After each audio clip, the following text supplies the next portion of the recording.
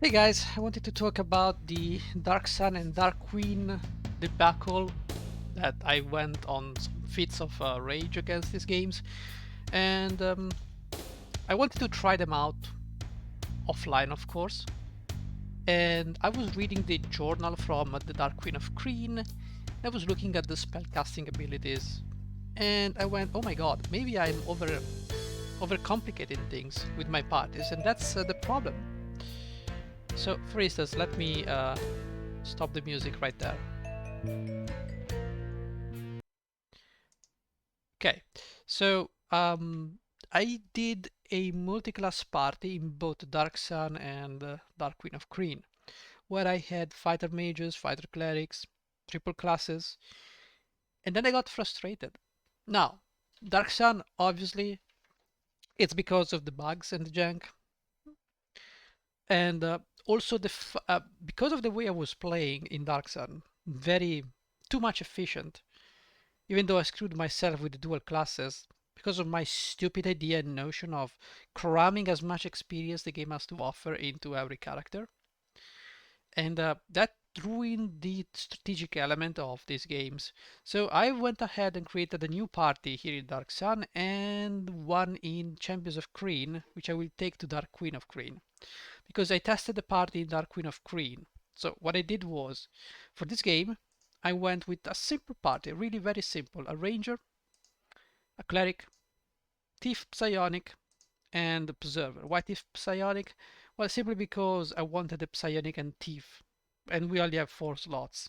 And given the fact that the druid is just like a cleric with a little bit more healing, debatable, but I just went with this party, and it's working. It's actually working. Got my mage level 8. I got access to some nice spells. Got a large at level up, and I'm using all the spells I have at my disposal, including psionics, to actually fight. And it's much better. It's much more entertaining than that just bashing everybody in the head. So my cleric just uses a whole person, and so far it's been holding everybody. And by the way, I'm playing on Eidos difficulty. No, not the one that doesn't work. The one that actually does work. And yeah, the thief is doing thief things. Got the psionics to lower the armor class. As you can see here, my difficulty is Hideos. However, if you do that, you will start on balanced difficulty. You load the entities in the game and they will be balanced for the mid difficulty, even if you raise the difficulty. So what I did was load my previous save, the one where I finished the game, and up the difficulty to Hideos. At that point, the game ends almost immediately and puts you back in the main menu. At that point, you can create your characters and start the game on Hideos difficulty, which basically means the enemies are gonna have a ton of hit points. And this part has been working. I've managed to nail the Templars down.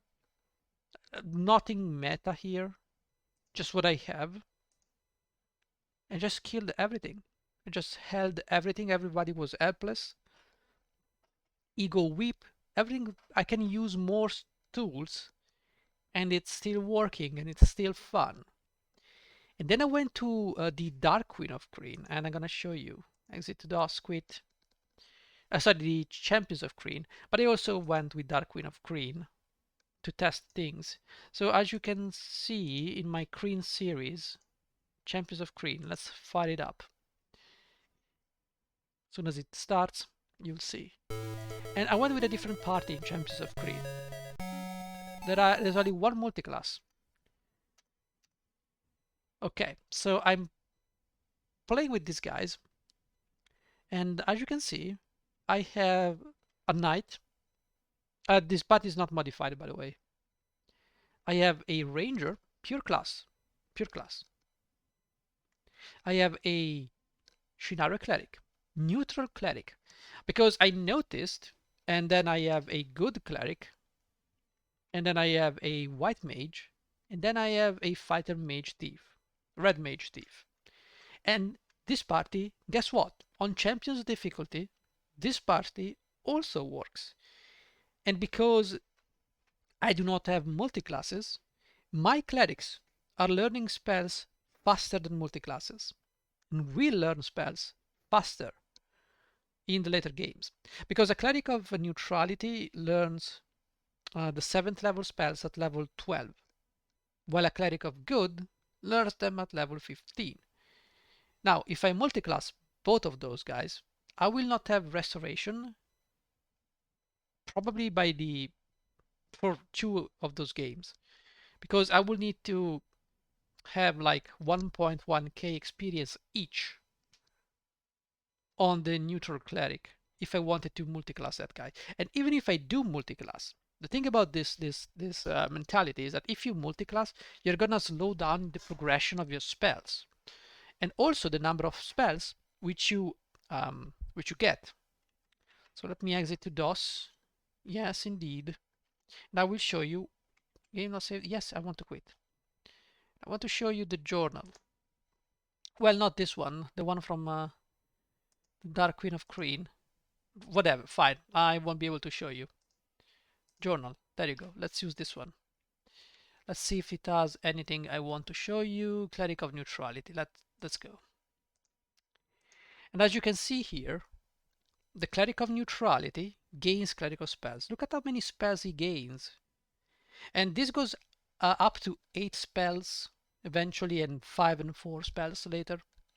So by multiclassing, I don't get access to all these spells. First of all, I have no access to Restoration, which is the anti-grief spell that you need to use against undeads. And by having a pure class, very simple party. So the more you meta a game, trying to squeeze as much stuff and synergy as possible, the worse the experience will be, because in this optimization you forget that you're gonna lose a lot of spells earlier, which means you acquire them later. And also the mage will not be able to do mage stuff because you have less spells, you acquire them later. And yeah, I tried this on Dark Queen of Krynn, and oh my god, I charmed 2 dragons in the first fight with the white mage. Boom! Charm monsters. There you go. Now you have 2 dragons doing my bidding. Ain't that great? It is great. Obviously, one of the mage or the cleric died because 120 hit points damage breath is still 120 hit points damage breath. Lightning, which you cannot reduce. You can only save. So it is what it is. I resurrected the guy because it was human, not elf. So he just went from 17 constitution to 16. Who cares? It's a mage. Doesn't get any bonus points past 16, so it's fine. So I had more fun with these party compositions. Now the fighter mage thief will progress a little bit slower compared to the white mage, but that's okay because the red mage, I want to use the red mage as a party buffer. So haste is probably gonna be the best thing. And yeah, that's going well.